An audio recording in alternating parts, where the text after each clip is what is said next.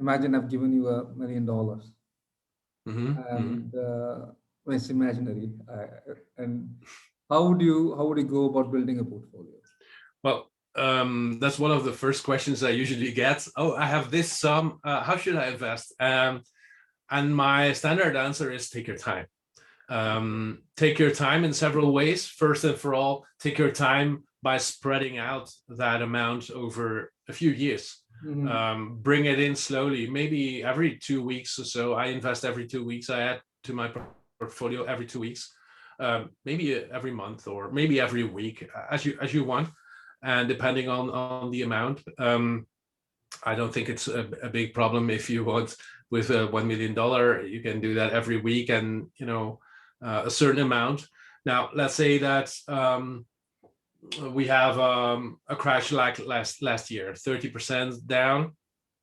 Um, you could say, oh, I'm just saying something. Normally, I bring $10,000 in every 2 weeks. I'm just saying something. Mm. You could say that. Well, it's down 20%. I'm going to add 20,000.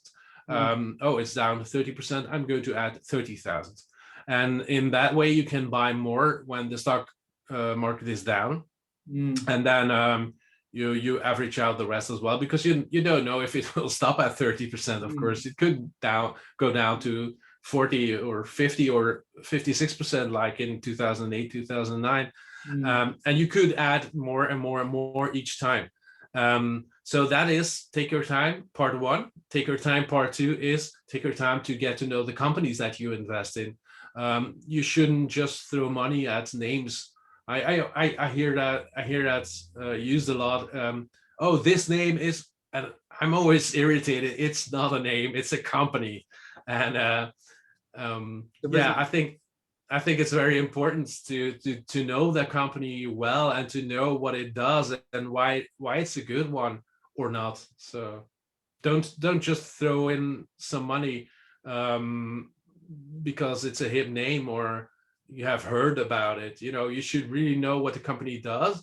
You should know what it will be doing in the future and what the path is. And often people underestimate their own um, power as well. What I mean is, you can see a company and think, wow, this is what I want personally.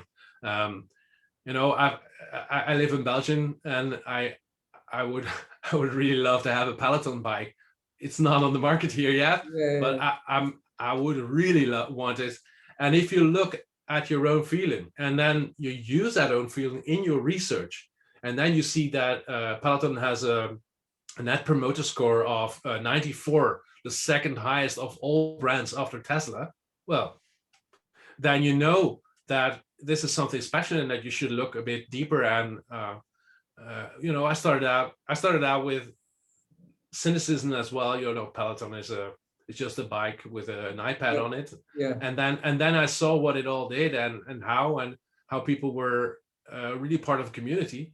And Yeah. that Pretty that's connected, that's that's what I thought. Man, I want this too, and that can help you um, research a company better. Of course, you cannot know everything, and yeah, that's where the studying comes in again. I mean, if you look at Cloudflare, for example, or CrowdStrike, it's a much more difficult company to understand, maybe. But if you read quality content there, you'll get to know it, and it may take a few months then. Well, just start buying after a few months then.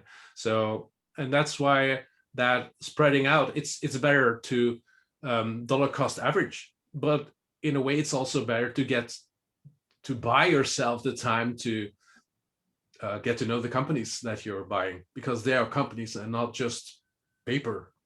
but there would be some allocation in terms of starter stocks, risky stocks, something like that, right? I mean, Mm. how do Yeah, you well, I have how I do you have do I that? have I have three buckets in my portfolio. I have the potential multi-baggers. Potential multi-baggers, they I see the potential there for 1,000% gains over the next 10 years, so 10x and more. Yeah, because and of course they can do it faster as well. Shopify has, I think, 12x already since I Yeah, yeah. recommended it in 2017. So that will probably be up more over the next years. And then, so potential multi-baggers have, but the, volatility works both ways. I always say, people often look at volatility when it goes down, Yeah. but volatility also works up. It And pains more when it goes down. it just, the scale is bigger, and but people always look at volatility as something negative because they only look at it when the stock goes down, and if it's down 10% on a day, oh no, but they haven't seen that it has been up 3 times more than 10% in the last year or something like that. Then it's normal. So potential multi-baggers are quite volatile, and that's something you should know. If you know, because you will always think that you can handle that until you're there, Until it happens. right? Until it You happens. see all the reds. I have already said everybody is a long-term investor until the market crashes 20%, right? Yeah. So that's why I also have 2 other buckets, because I'm human as well, and I have 2 other buckets, and the first one is anchor stocks.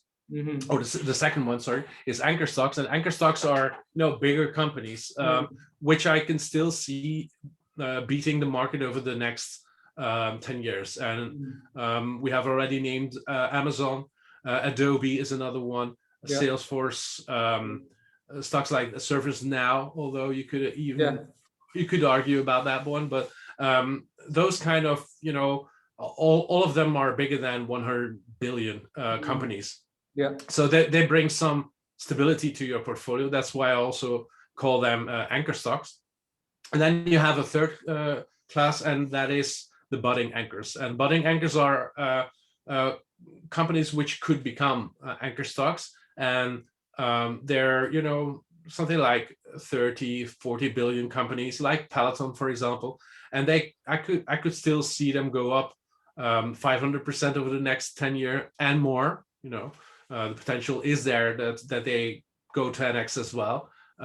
If you look at Amazon 10 years ago, it was an 85 billion company or something like that. And you could have said it's a budding anchor, but it has gone up, what was it, 17 times or so, or 60 times plus now. Yeah. So there's still that potential for higher returns, but they are a bit less volatile than the potential multi-baggers. And now, how do you weigh those 3 buckets?